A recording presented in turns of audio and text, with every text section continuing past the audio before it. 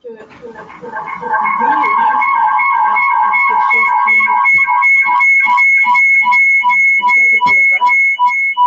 fermer le lien.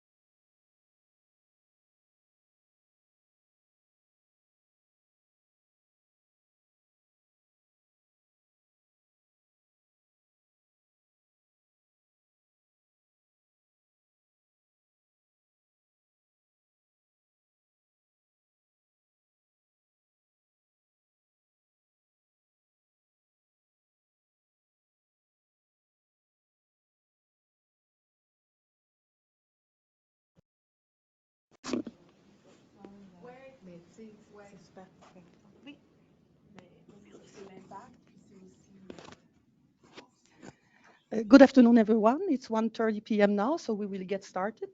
Welcome to this webinar, organized in collaboration with the Quebec Inter-University Center for Social Statistics to mark the International Women's Day. And we will have Mélanie Fontaine, Elizabeth Richards, and Carole Vincent as our speaker to discuss various aspects of gender equality in the workplace. My name is Sarah Fortin, and I'm the Knowledge Transfer Coordinator for the Canadian Research Data Center Network, the CRDCN. Next slide, please. Sorry, we didn't get the slide started. Thank you. So as you probably know, the CRDCN is a partnership between a consortium of Canadian universities and Statistics Canada, and now comprising over 30 facilities across the country, including the KICS in Quebec, which includes our 5 facilities at McGill, UQAM, University of Sherbrooke, University of Montreal, and Laval University. Today's webinar is actually organized in partnership, in collaboration with KICS, so we do have participants online as well as in person here in Montreal. Before I introduce our speakers, I'd just like to mention that KICS is hosting its 12th edition of the Young Researcher Conference on April 5 in Montreal, so you're welcome to join us if you're nearby. And also to let you know that registrations for the summer schools has started for several courses. As for the network, I'm pleased to inform you that we will host our annual conference in Halifax this year on October 24 and 25. And that the call for proposal will be circulated shortly, most likely mid-April. To know more about these activities, I invite you to visit our respective website that you can see on the slide here, the address. And so you will find all the details and registration options. So without further ado, let me introduce our speaker for today. Thank you. So Elizabeth Richards has worked for nearly a decade in the Canadian Federal Public Service, and she's currently a senior research economist in the analytical study branch at Statistics Canada. She holds a master's degree in economics from UBC and has published several studies on a wide range of topics, such as current economic and labor market developments, innovation, and women in the economy. Actually, you can follow her on the Statistics Canada YouTube channel, where she's one of the spokesperson for the agency about topics in economy. Secondly, we will hear about the presentation by Marie-Mélanie Fontaine, who is a researcher and a PhD candidate in the Department of Economics at UQAM. Since January 2019, she's also conducting contractual research for the federal, I'm sorry, there's a mistake there. So it's the Federal Ministry for Women and Gender Equality.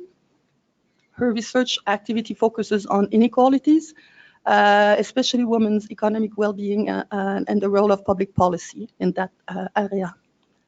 Finally, Carole Vincent, who holds a PhD in economics from Laval University and is currently coordinator strategic planning at the Quebec at the KICS. She's an expert, a well-known expert on labor market issues, income security programs, gender equality, financial literacy, and retirement planning.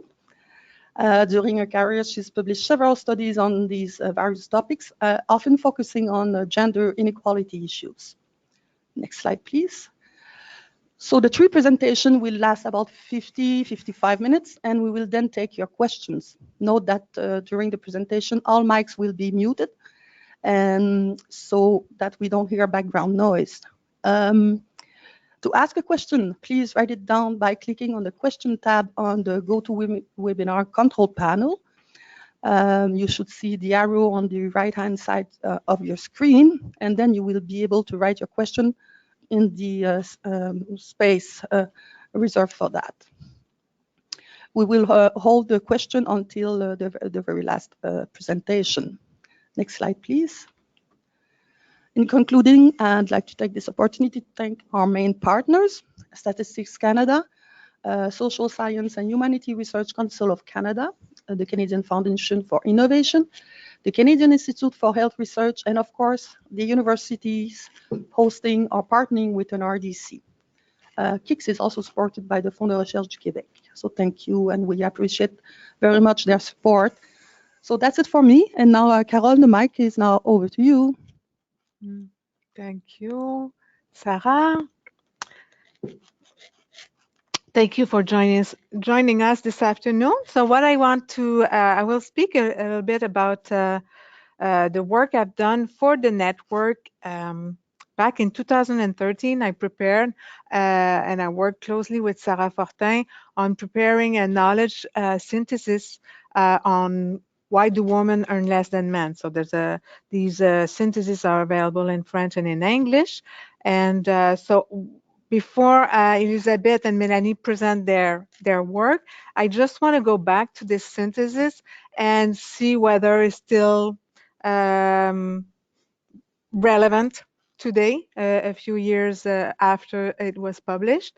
And just so the knowledge synthesis series is a product that the network published on different topics. So the idea is to see how the work done by various researchers using data in one of the research data centers across Canada, how does that work can inform one question or a policy relevant question. In this case, I think it's very policy relevant, especially today, to look at why do women earn less than men. The approach that I had in this synthesis is that I looked at the issue and look at how the research done can empirically support various hypotheses that can explain why do women earn less than men.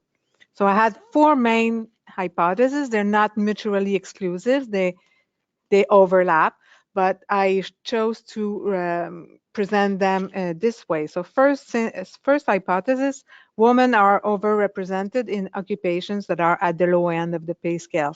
We know that even now, diversification of choice, of professional choices among women is women are overrepresented in a small number of occupations compared to men, and these occupations tend to be at the lower end of the pay scale. So that's one hypothesis. Second hypothesis, women place a greater value on non-pecuniary aspects of a job. Third hypothesis, which is really related to the second one, women's greater family responsibilities lead them to choose jobs that allow them to better balance work and life. So they choose some jobs, perhaps because some aspects of their job that are not financial are more important to them. They will tend to opt for jobs that offer a better work-life balance. And the fourth hypothesis is that there are in the workplace gender stereotypes or organizational practices that tend to better value a man's pattern of employment. So what I'll do, I'll from this synthesis, there were a number of lessons learned, of findings, of main findings, and I will go through them and see whether they are still relevant today. One of the main findings of coming out of the synthesis is coming out of a wide body of research on this issue is that there's a large part of the wage gap that is unexplained. So when we look at wage gap and we try to see the differences between men and women in terms of education, in terms of occupation, in terms of industry, a number of factors that are related to that should be related to wage. Taking into account this, there's a large part of the gap that is not explained by this. So we tend to think about it as the unexplained portion of the wage gap. We could also call it discrimination, but among economists, we tend to call it the unexplained portion of the wage gap.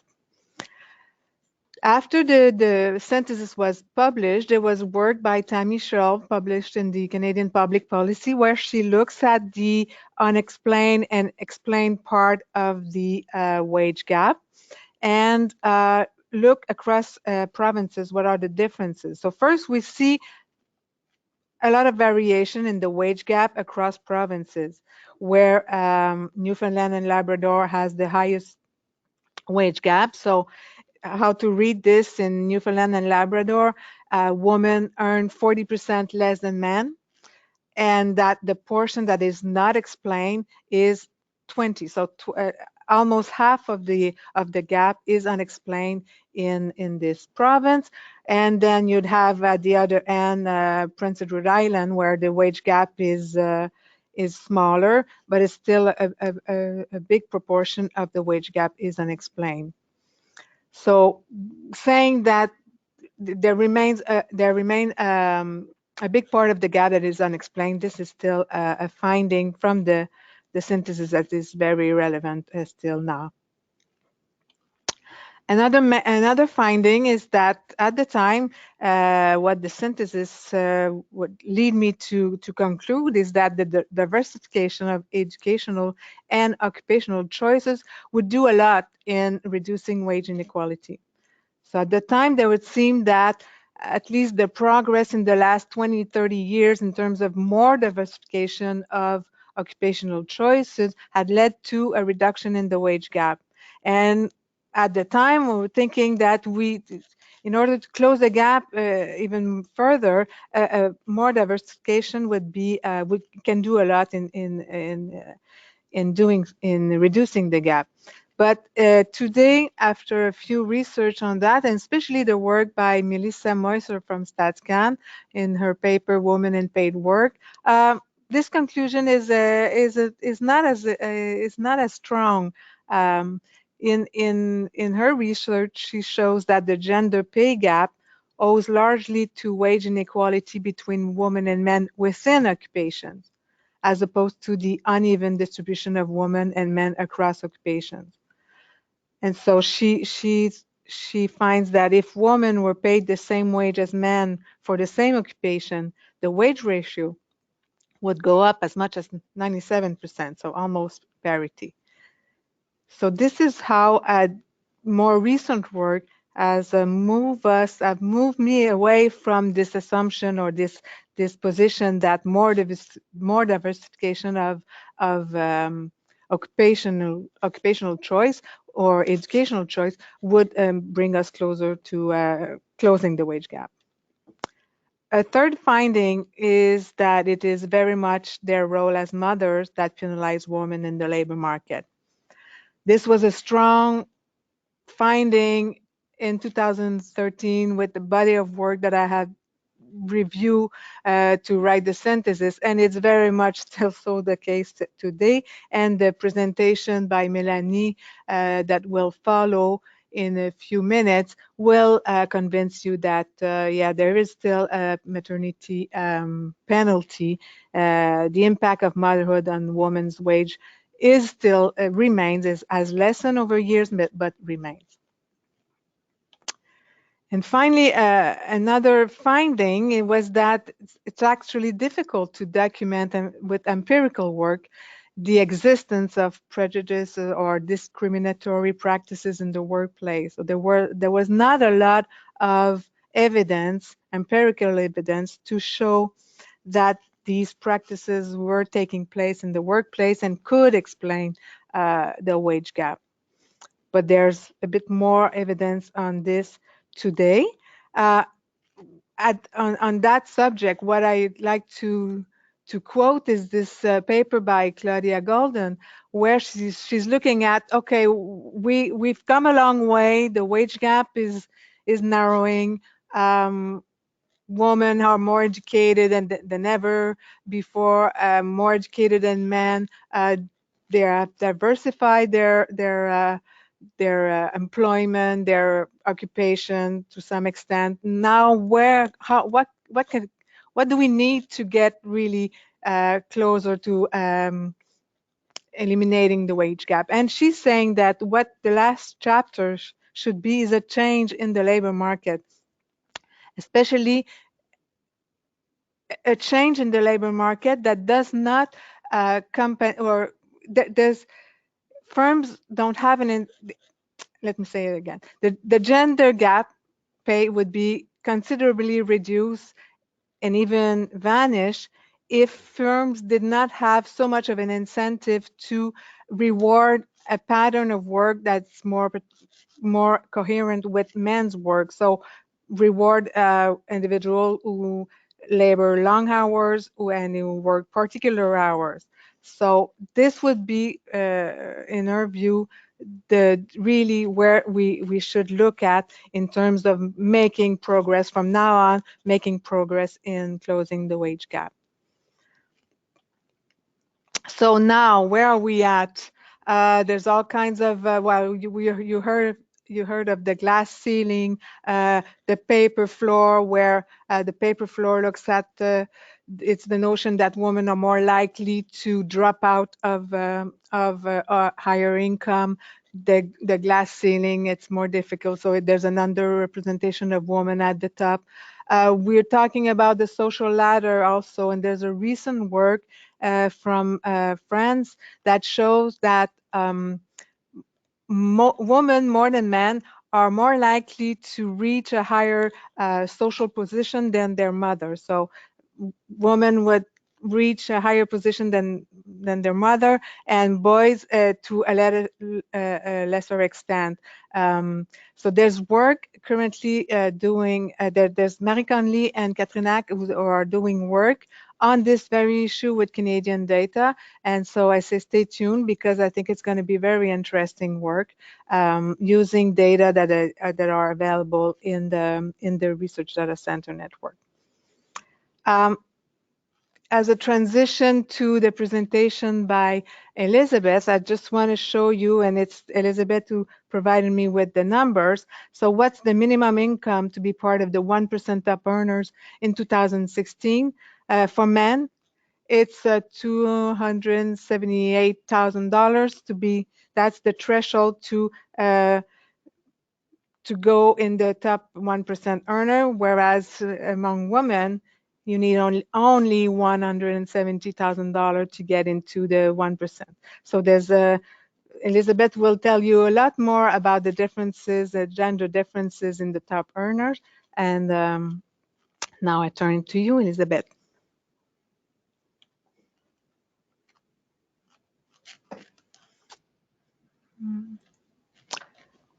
Okay.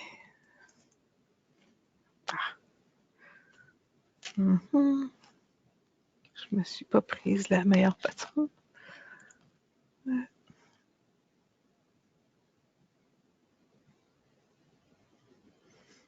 Voilà.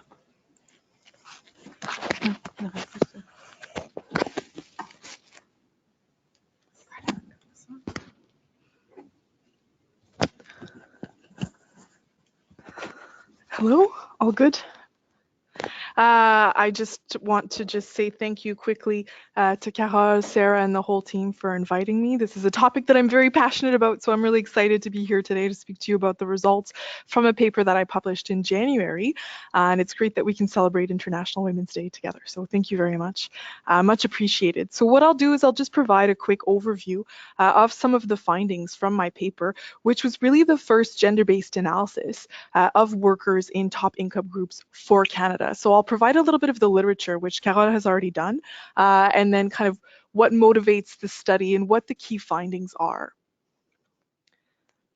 So over the last few decades, we know that income growth for those at the top end of the income distribution has been faster than for the general population or those in bottom income groups. So that means that the top income share has become more important over time. And that's really motivated researchers to look at the characteristics of people in top income groups. How do they differ from the general population? And there's a really great study by Lemieux and Ridel, which looks at the characteristics of the top 1% using census data.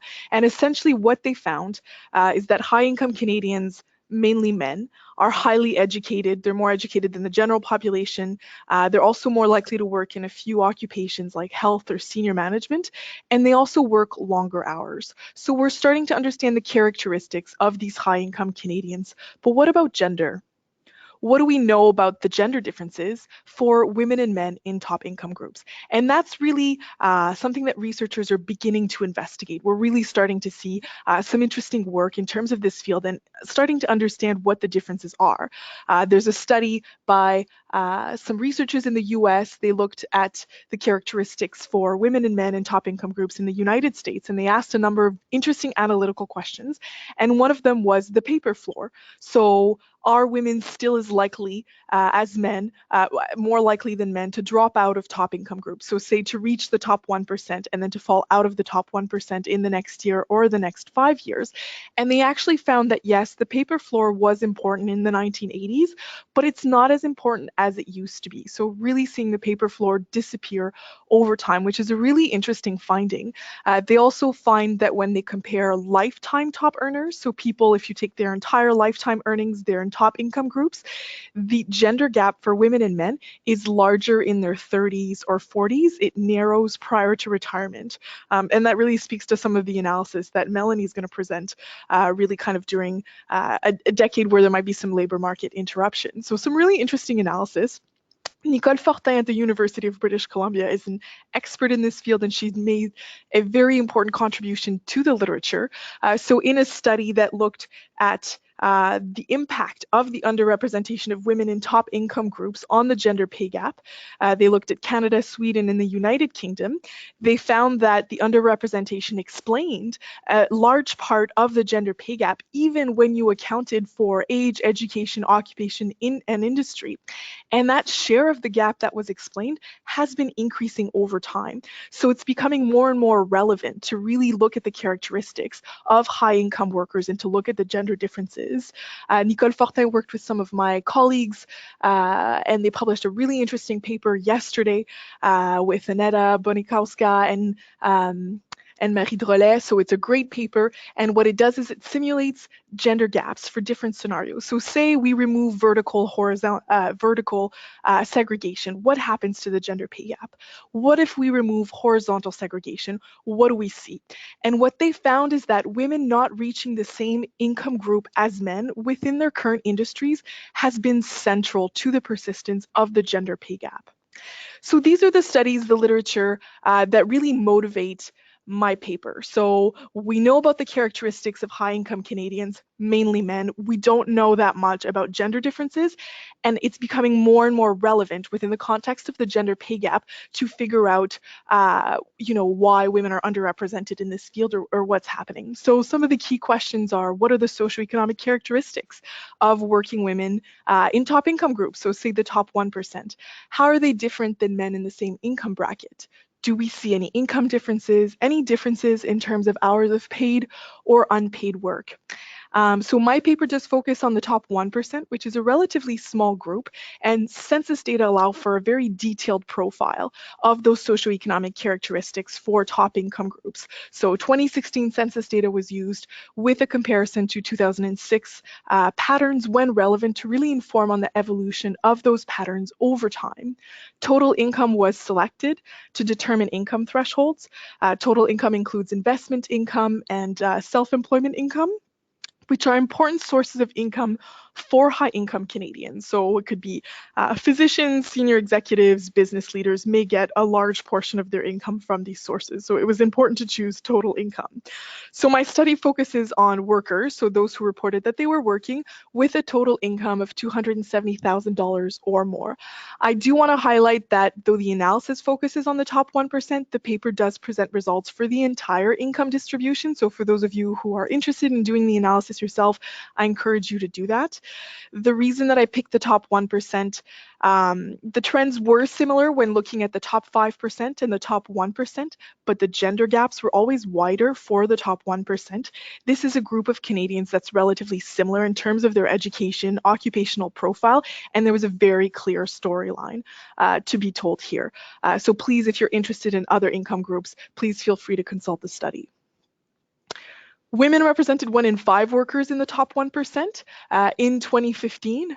So that's a total of 35,000 women and 137,000 men who were included in the top 1%. It's important to note that there has been progress over time. So that's up from about 1 in 6 workers in 2005. And we can see that progress for the income groups here selected. So the top 5%, top 1, and the top 0.1%, where very few women made it to the top 0.1%, really the apex of the income distribution.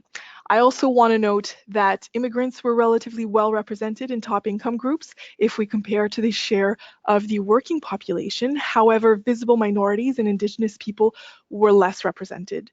So 1 in 7 working women in the top 1% reported a visible minority identity, and that's compared to 1 in 5 in the working population. For Indigenous people represented about 4% of the working population and only about 1% of the top 1%. So in terms of diversity, there's clearly some underrepresentation for these groups, which is important to highlight. Generally, working women in the top 1% were relatively younger than their male counterparts. They also had a higher level of educational attainment, so they were more likely to have a degree above the bachelor's level, to have studied in medicine as well. If we look at workers with at least a bachelor's degree, there's some really important educational gender gaps in terms of the field of study. And the largest or the widest educational gender gap is in architecture, engineering, and related technologies. So regardless of income throughout the income distribution, we really see that men were more likely than women to have studied in this field. We know that young women continue to be less likely than young men to go into STEM education, and when they do graduate with STEM degrees, again, they're less likely than their male counterparts to actually work in STEM fields. So that's the largest gap, but I also want to highlight a few others. We see men who are more likely to work in business, management, and public administration, while women were more likely than their male counterparts to work in social and behavioral sciences and also health and related fields. And that's really consistent with the patterns that we'll see in terms of occupation. So here we can take a look at the occupational gender gaps. And the widest gaps were observed in management and in health. So we have women who are almost twice as likely as their male counterparts to be working in health fields. And that really speaks to the great strides or notable advancements that women have made in medicine over the last few decades. So that's really an area where we're seeing some progress for women. So increasingly young women going to study in medicine. So women now represent 1 in 2 general doctors, 1 in 3 specialist physicians in Canada. But we are seeing kind of that gender gap at the top end of the income distribution. We also see greater representation of men in terms of natural and applied sciences. So again, speaks to that gap in terms of STEM fields that we saw earlier in terms of education. And I want to flag management. So we have about 41% of men in the top 1% who are working in management compared to about 31% of women. So that's a notable gender gap, and most of it is explained by representation in senior management. If we look at Canada as a whole, 1 in 4 senior managers were women. In the top 1%, that's 1 in 7. So at the higher income levels, we see women even less represented in senior management, which is an important occupation if we look at decision-making and leadership in Canada. I also want to note that these gender gaps have become more entrenched over the last decade. So if we compare these results with 2006, and that's really consistent with what I'm reading in the literature in terms of that occupational gender segregation becoming more entrenched over time. So that's what we're seeing in terms of the results for the top 1%. In terms of family composition, we know from previous studies from my colleagues at StatCan that high-income workers or high-income Canadians are more likely than the general population to be married or in a common law relationship, and also to have children. So although we observe that, for the top 1%, there's some important gender differences. So working women in the top 1% less likely than their male counterparts to be married or in a common law relationship. So about 77% of working women in the top 1% who are married or have a common law spouse, compared to about 88% of their male counterparts. We see that women are more likely than men to be lone mothers, and that's something that was really consistent across the income distribution. If we look at the last category, so persons not in a census family, so women were more likely than their male counterparts to be living alone or with non-family members. And that, interestingly, is the opposite of what we observe for workers in the bottom 90%. So workers with a total income of $105,000 or less. In that category, we see that men are more likely than women to be living alone or with non-related family members. So we see the opposite trend for the top 1%. In terms of children, similar trends, so working women in the top 1% were less likely than their male counterparts to have children, and when they did, they had fewer children. I think you can quickly see from this slide that men were more likely to have 2 or more children. And I want to note that these patterns are consistent for core-aged workers, so workers between 25 and 54 years of age, and they've been relatively unchanged over the last decade, so still observing those gender gaps in the 2006 census data. If we look at gender gaps in terms of income, Carole mentioned this great study by CLAUDIA Golden that looks at basically gender pay gap for different occupations. And what she finds is that the income gaps are wider in occupations with high returns to overwork, and narrower in occupations where the relationship between hours worked and pay is more linear. So say in health fields, where it's a more linear relationship and the penalties for taking time out of the labor market are less severe. So these findings are relevant, and they do inform the results that we see for gender gaps in income. So we see some relatively important gender pay gaps for management, business, finance, and administration, some relatively narrower gender gaps for health occupations. When we account for age and for hours worked, we see the gap for natural and applied sciences narrow, while there's very little change if we look at the income gap for management, business, or even health. So just to say there's quite a bit more analysis to be done in terms of this field. I've read some interesting papers for other countries, really trying to kind of dig into those pay gaps for executives. There was an interesting study published by the Canadian Centre for Policy Alternatives that essentially looked at the executive pay gap for executives in the very top, I think it was the top few hundred of public corporations in Canada, kind of looking at the impact of firm size, looking at different indicators, characteristics to really explain the gender pay gap in terms of executives. And the study found that there's still quite a bit that's unexplained. So there's still more that we can kind of learn about the executive pay gap. If we look at average hours worked, so we know that high-income Canadians are more likely to work longer hours than the general population, again, with some important gender differences. So for those who were not in a census family, so those who were unattached or those without children, they worked similar hours. So they worked about 46 hours, both women and men. Where we see differences when workers had children or when they were married or in a common law relationship. So we see here working women in the top 1% who were married or in a common law relationship worked an average of 42 hours, 5 hours less than their male counterparts, and it's similar for those with 1 or 2 children. The trends are also interesting. So working women in the top 1% hours worked declined as the number of children increased, whereas generally it's the opposite trend that we observe for men. So working men in the top 1%, the more children they had, it seemed the more hours that they worked. And I'll give you a more extreme example. So for working women and men in the top 1% with 4 or 5 children, women worked an average of 38 hours compared to 48 hours for men. So those gender gaps become even wider the more children are kind of coming into play.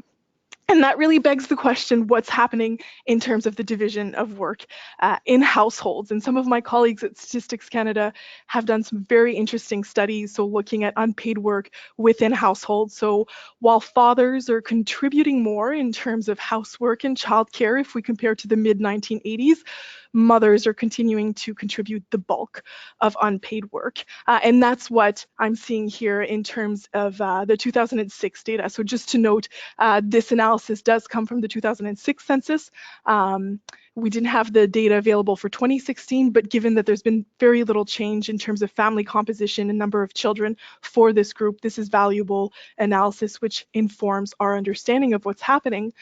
So major gender gaps. So we see some differences, women being twice as likely as their male counterparts to spend 15 hours or more on housework.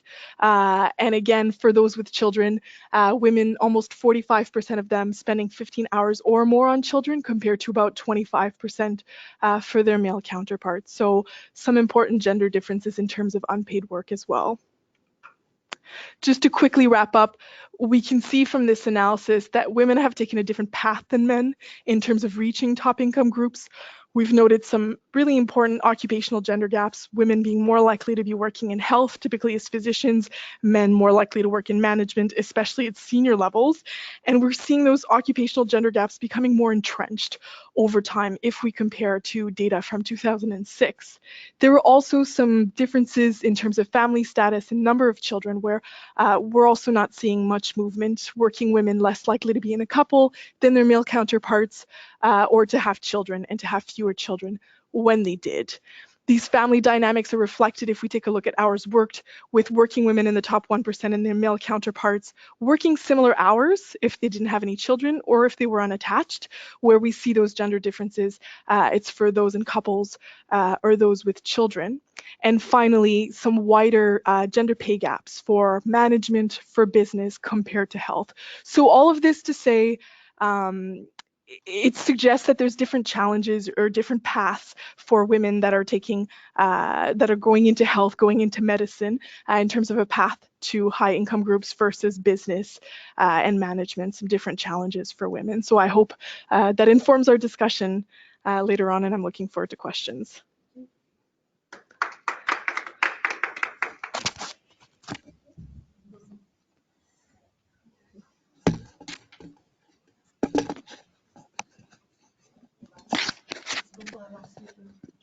C'est vrai.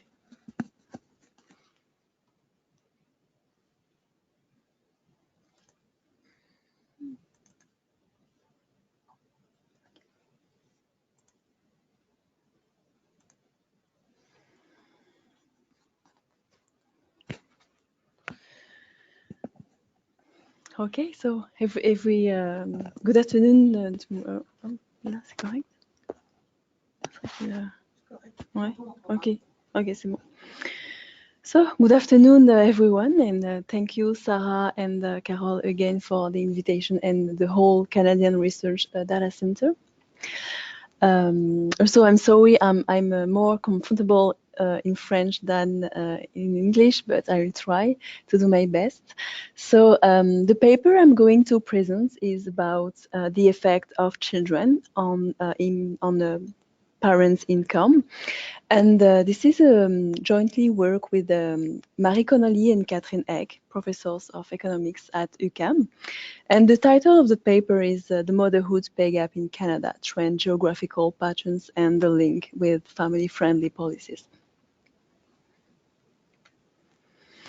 So quickly, what we learn about the literature on the gender pay gap is that there is a reduction of the gender pay gap in the gender gap in earnings over time, and that is mostly due to important demographic and social changes that occur the last decades, like the increase in women's participation in the labor market, the educational progress of women, but also the declining fertility rate. Today, women have fewer children, which is also more compatible with a professional career. And also the legislative and political changes, such as longer parental leave and with a job protection and a better and a more affordable childcare program. But since the 19th, this convergence of the gender pay gap is stagnating, and one hypothesis of that raised in the literature of the persistence of this gap is the parenthood. And if we look at this graph that link parenthood and gender pay gap, here I plot the trajectories of men and women across time, and I also separated it about the parental stages. What we see is that the gender pay gap is more important between parents than between individuals without children. So one hypothesis behind these patterns is that there is a specialization between parents couple. Father specialized in paid work, while mother specialized in unpaid work and childcare and domestic responsibilities. So it seems that parenthood is correlated or associated with lower wage for mother and fewer wages for, greater wages for men. So this phenomenon is called the family gap in the literature, and it measures the wage gap differential between parents and non-parents. And the literature, the economic literature state that motherhood is associated with lower wages, and this phenomenon is called the motherhood penalty, while fatherhood is associated with higher wages, and this is called the fatherhood premium. So some empirical evidence of the family gap across world.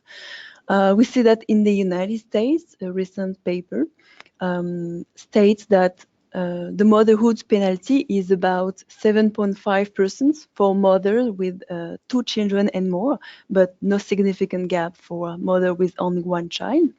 And this gap have decreased across time. In France, there is a motherhood pay gap of around 4% and 10% for mother of 2 and 3 children and more respectively in the private sector, and no significant gap in the public sector. So in Denmark, there is no significant penalty, and it's also the case in most of Scandinavian countries. Like they have advanced family policies.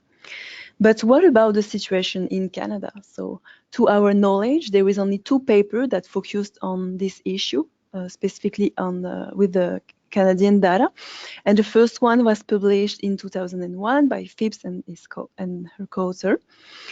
So they estimate a motherhood pay gap of around 12.5% once their control for human capital variable and time spent out of the labor market.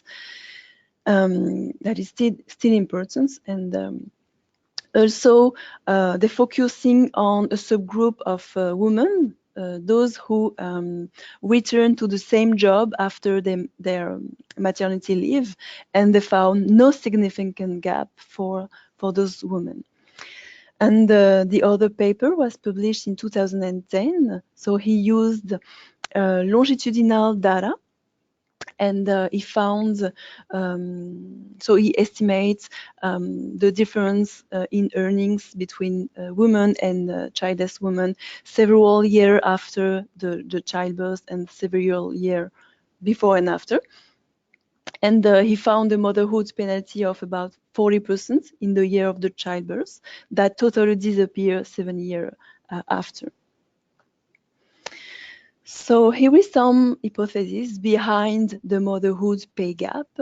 So first of all, there is the depreciation of human capital that can occur in two ways, non-accumulation and deterioration. The non-accumulation is the fact that women have to withdraw from the labor market to childbearing, so they accumulated less human capital compared to other women. There is also the fact that mother will choose more family-friendly employment jobs, and we know that is also less paid a job.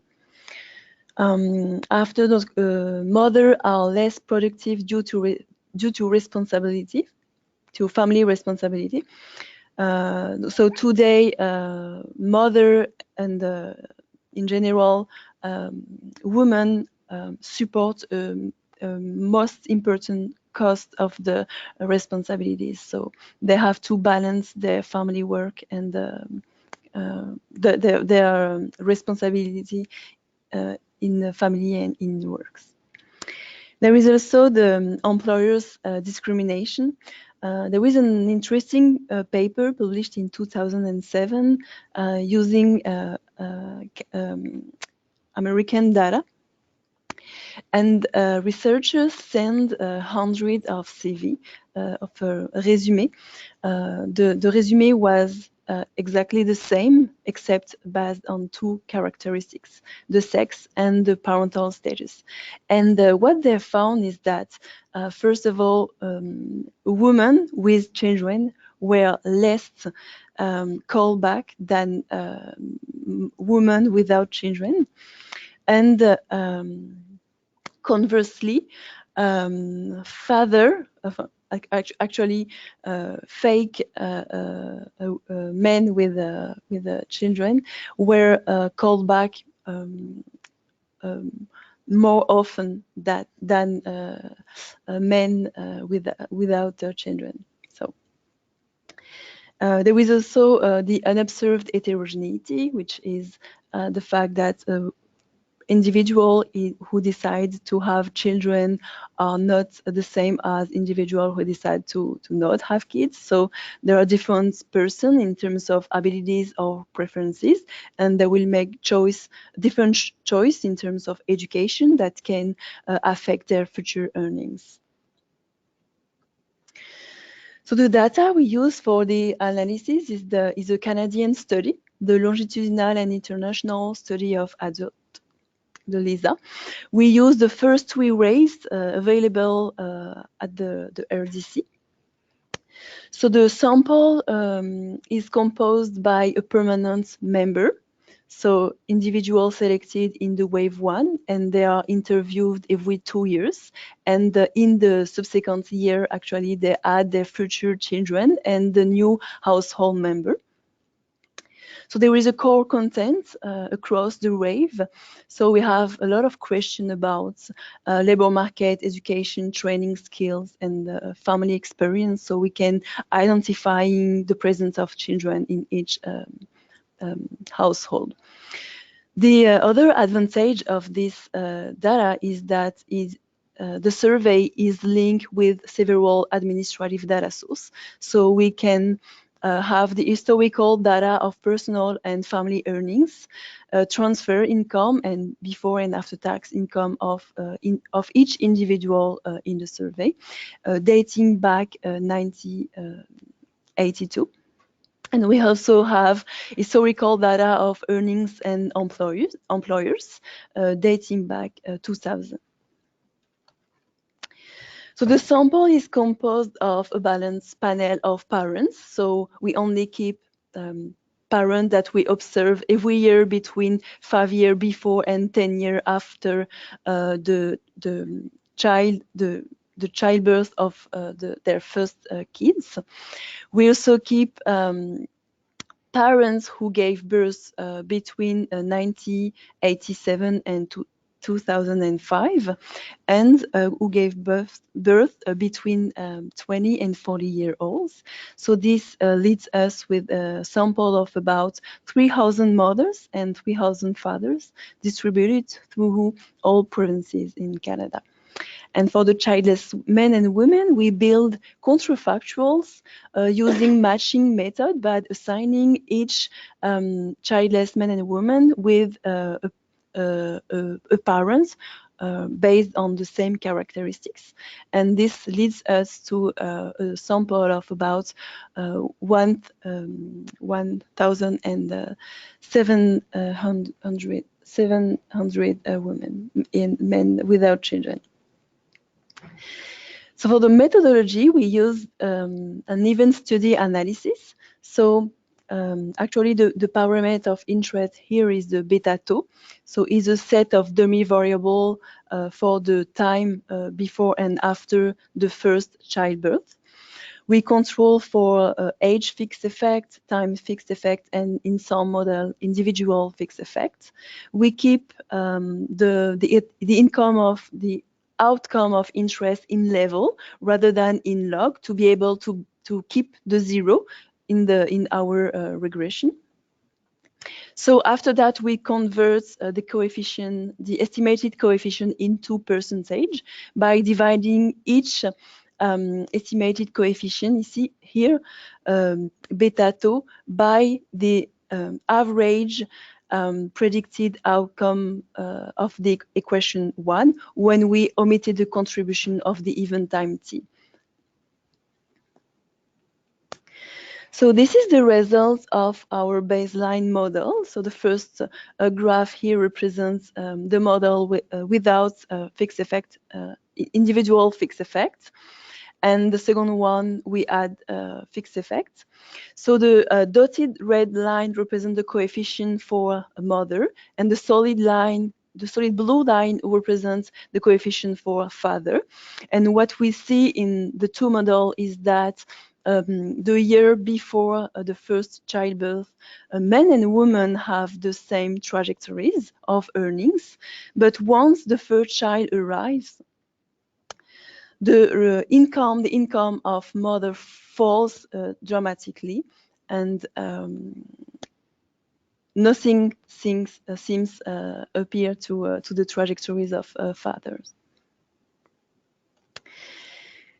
If we look at the regression by region, here I plot the province of Quebec by the dotted blue line.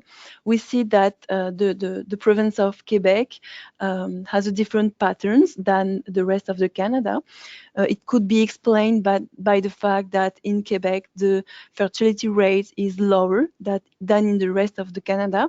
So if we neutralize the effect of children and only look at the mother with only one child, we see the same patterns for Quebec. So we have to search for a more causal explanation behind these results.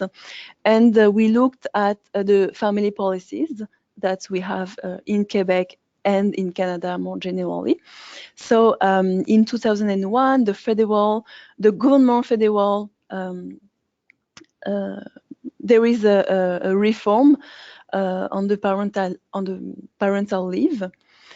And in Quebec, in 1997, the government of Quebec launched a program on the subsidized daycare. And in 2006, the province of Quebec creates its own Quebec parental insurance plan, which are more advantageous than the federal plan. And if we look at the methodology used for this policy analysis, so the first model, we just evaluate the effect of the federal reform, and we look at the earning trajectories of mother who gave birth before their first birth before 2001 and after. And in the second model, actually, we look at the effects of the combined policy in Quebec. So this is the results of the first regression. So the effect, the policy effect occurs in 2001. And what we see is that this policy seems to have positive impact of trajectories of earnings of women. But if we exclude Quebec in that regression, we have no effects anymore. So our hypothesis is that not only her higher parental leave help women in the labor market, but also the combined effect with available and affordable childcare. And this is the results here that confirm that hypothesis. Here in a dotted blue line, we have the earning trajectories of mother who gave birth after 2001 in Quebec. And we see that the patterns is different than the others. So quickly to conclude, we effectively found that motherhood has a negative effect on women's wage, and that earning trajectories of fathers are not affected by children. Our results should suggest that there is important difference between Quebec and the other regions in Canada, and there are possibly a link between the family-friendly policies in Quebec and the better situation in Quebec in terms of earnings. That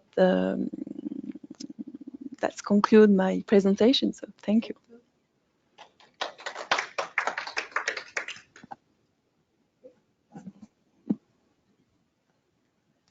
So thank you very much, Mélanie. Thank you, Elisabeth.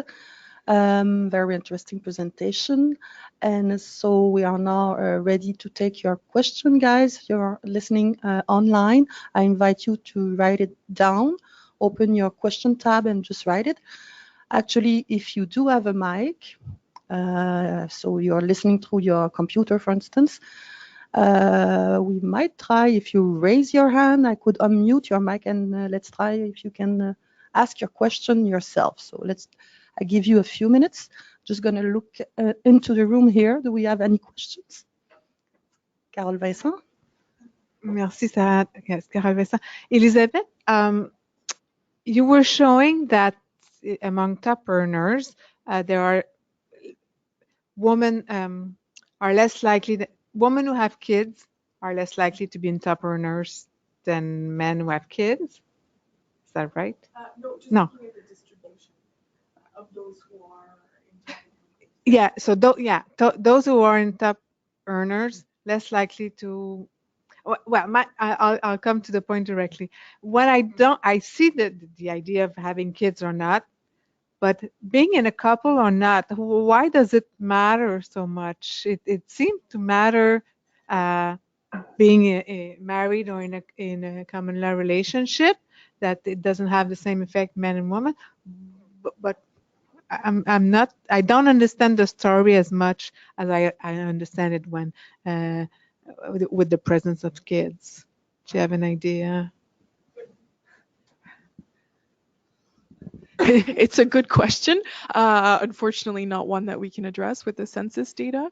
Maybe that's more for some kind of journalists to investigate and to call women who are kind of at the top echelons of corporate Canada, top executives, and to ask them the question of why. All I can say is there are some notable gender gaps if we look at the distribution for those in the top 1%, with men being obviously more likely to be in a couple or more likely to have children. So yeah, definitely there's probably some work from kind of the business perspective in terms of the business literature, or for journalists or for others to continue to investigate the why.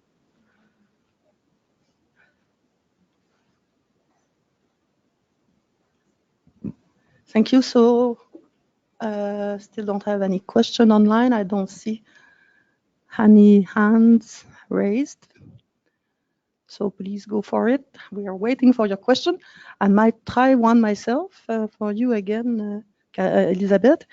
You did give a number of statistical overview of who are the top earner, and what seems to be striking a little bit more than other characteristics, the senior management occupation, as well as the actual sector of occupation, that show like there seems to be a larger gaps, gender gaps, women compared, health sector and then top management position.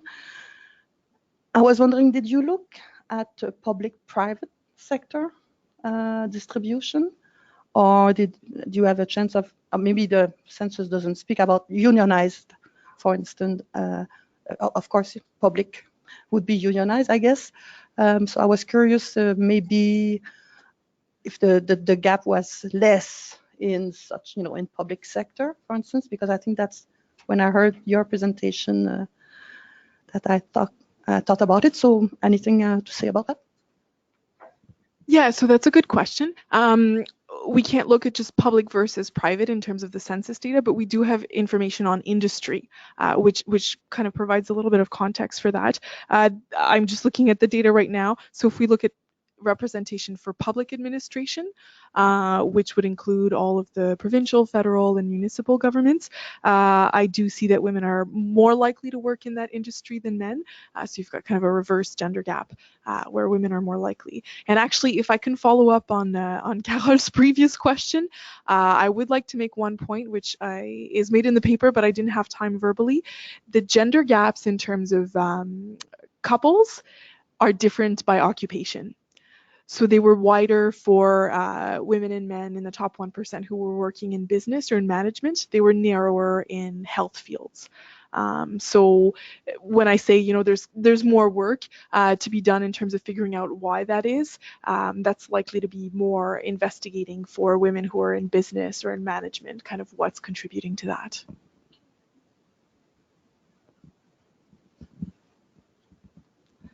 Thank you. So I still don't have any question online. So I guess that's the time to say thank you for taking the time to come and present. Thank you guys for joining us online. Just to tell you that the audio video will be available afterwards, as well as the PowerPoint presentation, and links to the actual papers that you all authored. So this will be available shortly. I just want to repeat the fact that there will be the Young Researcher Conference on April 2nd, April 2nd in Montreal, and that the next rendezvous for us in terms of webinar would be on March 21st. We will try to learn how to use the time use files in the General Social Survey. So you're welcome to join us. And for now, we'll just say thank you and have a great day.